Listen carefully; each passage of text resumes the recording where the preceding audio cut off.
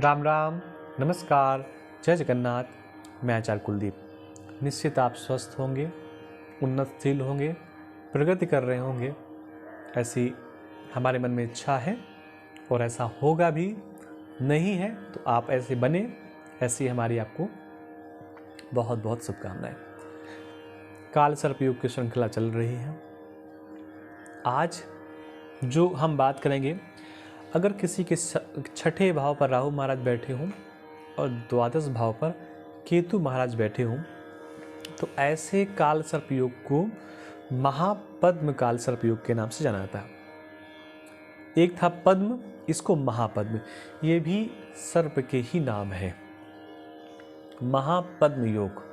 देखो, मैंने पहले ही बताया है, जिन्होंने देखा होगा कि काल सर्प योग में सर्प होता है, सर्प का मुख होता है और उसी सर्प के मुख को यहाँ पर छठे भाव पर हम मान करके चलते हैं।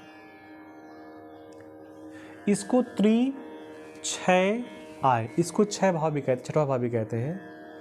ये व्यक्ति के कंपटीशन का भाव होता है, व्यक्ति की प्रतिस्पर्धा का भाव होता है, व्यक्ति की आगे बढ़ने की इच्छा यहीं से, इसी भाव से देखी जा सकती है।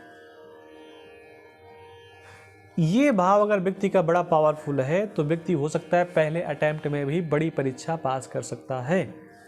वो इसी छठे भाव से देते हैं। रोग, ऋण, शत्रु इसी भाव से दिखाई देते हैं। अब शत्रु के भाव पे राहु महाराज बैठे हैं। एक तो शत्रु का भाव, वहां पर राहु महाराज बैठे हैं, ऊपर से काल सर्प योग की कुंडली कि सारे के सारे ग्रह राहु और केतु के एक्सेस बैठे हैं, यहां से यहां तक बैठे हैं ग्रह। तो हम मान के चलते हैं राहु और केतु के बीच में कि ये कुंडली काल सर्प योग से ग्रसित है। ये व्यक्ति अपने लक्ष्य को पाने में बड़ी कठिनता इसको मिल रही है, पा ही नहीं पाएगा, कोई न कोई पैर पकड़ करके खींच लेगा पीछे की ओर। ये तब जब यहां पर स्थितियां उत्पन्न होती हैं। देखा है ऐसा, कई कुंडलियों पे देखा है। केतु काम करने ही नहीं देगा। केतु कहेगा शंख उठाओ बजाओ, घंटी उठाओ बजाओ, भगवान के मंदिर जाओ, प्रणाम करो। ये सब धन वैभव कमाने की आवश्यकता नहीं। केतु मोक्ष की ओर आपको प्रेरित करेगा। ये बहुत अच्छी बात है कि भगवान की प्रार्थना करना, पूजा करना, आदर करना, सत्कार करना, लेकिन परिवार है तो पूजा से काम नहीं चलेगा, प्रार्थना से काम नहीं चलेगा, कर्म करना पड़ेगा। केतु कर्म करने नहीं देगा, बार बार बाधाएं उत्पन्न करेगा। तो अगर ऐसी स्थिति है तो क्या करे व्यक्ति, कहाँ जाए, किसको कुंडली दिखाए? भैया, विदेश का भाव है। केतु जो कह रहा है उसको करो। केतु जो आपको इशारा दे रहा है, केतु कह रहा है पंडित बन जाओ तो पंडित बन जाओ। पंडित नहीं हो, ब्राह्मण नहीं हो, कोई फर्क नहीं पड़ता, लेकिन केतु कह रहा है बन जाओ तो भैया बन जाओ, पंडित जी बन जाओ। अच्छा, केतु की दृष्टि में पंडित जी बन जाओगे, यहां पर केतु बैठा है, तो फिर भैया जो मन है वो करो।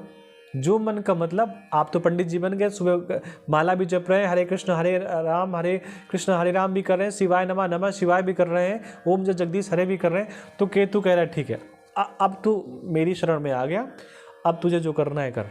तो अब आप व्यापार करिए। केतु अभी रोक रहा था, अब सपोर्ट करेगा। व्यापार कहाँ करें? घर से बाहर। केतु कहेगा मत, घर से बाहर निकलो, यहाँ क्या कर रहे हो बैठ करके? जन्म स्थान से बाहर निकलिए। आप कितनी दूर जाएं? जितना चल सकते हैं। आप 500 किलोमीटर घर से जा सकते हैं दूर तो जाइए, 1000 किलोमीटर घर से दूर जा सकते हैं जाइए, और 10,000 किलोमीटर भी घर से दूर जा सकते हैं तो जाइए। लेकिन केतु के सानिध्य में रहिए, प्रार्थना करिए, पूजा करिए, पूजन करना मत बंद करिए, शंख घंटी रोली तिलक लगाना मत बंद करिए। केतु को दिखे कि आप मोक्ष की ओर भी जा रहे हैं, अपने कर्म को करते रहिए, केतु मना नहीं करेगा। यहाँ पर किसी ऐसे शत्रु का भय रहेगा जो भय तो नहीं दे पाएगा लेकिन रहेगा। रोग भी जीवन में आ सकते हैं। गुप्त शत्रु निरंतर आपके प्रति षड्यंत्र करते रहेंगे।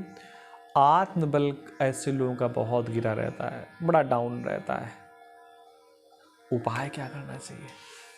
समस्या है तो कुछ न कुछ समाधान तो होगा। ऐसे व्यक्ति को प्रत्येक माह की पंचमी तिथि को नारियल बहती हुई नदी में प्रवाहित करना चाहिए प्रत्येक माह। हर एक पंचमी तिथि को पूछिए पंडित जी से, पंचमी कब आ रही है, नाग पंचमी कब आ रही है, बसंत पंचमी कब आ रही है।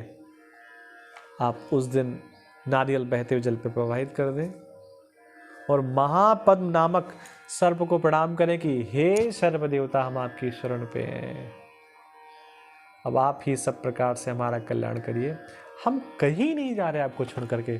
और हाँ, जन्म कुंडली पर काल सर्प योग है तो घबराइए नहीं, मैं लिख करके आपको दे सकता हूं कि धन के जीवन में अड़चनें आ सकती हैं, कमी आएगी, ऐसा थोड़ा सा कठिन है।